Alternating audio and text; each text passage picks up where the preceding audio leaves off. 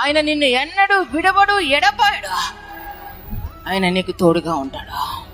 నిన్ను విడిచిపెట్టే దేవుడు కాదు. అయితే సమస్యలు ఎందుకు, అయితే ఇబ్బందులు ఎందుకు నేను అనేక మంది చేత మాటలు పడవలసి వస్తుంది, నిందలు ఎందుకు వస్తున్నాయి, నా జీవితం ఈ రీతిగా ఇబ్బందికరమైన కొలిమిలో ఎందుకు పడింది, ఎందుకు నాకు ఈ వ్యతిరేకతలు, గర్భఫలము లేనటువంటి స్థితి ఏమిటి, ఆర్థిక పరిస్థితులు ఏమిటి, వివాహము కాని స్థితి ఏమిటి అంటున్నావా? దేవుడు నిన్ను పరలోకానికి సిద్ధపరచడానికి కొన్ని సమస్యలను, శ్రమలను నీ జీవితంలో ఆలోచించాడు.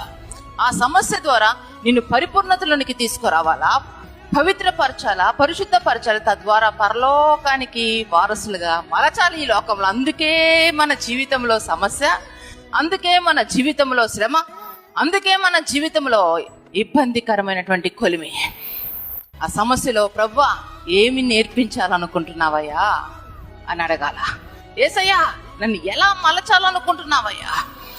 బంగారము ఒక మంచి వస్తువుగా, నైపుణ్యత కలిగిన వస్తువుగా సిద్ధపరచాలంటే దాన్ని తీసుకొని వెళ్ళి కంసాలి అగ్నిలో వేస్తాడు.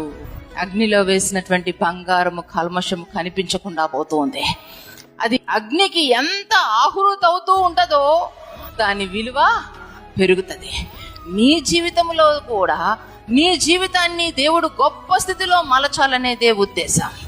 దేవుని ఉద్దేశము నీ మీద ఉందని ఎరుగు.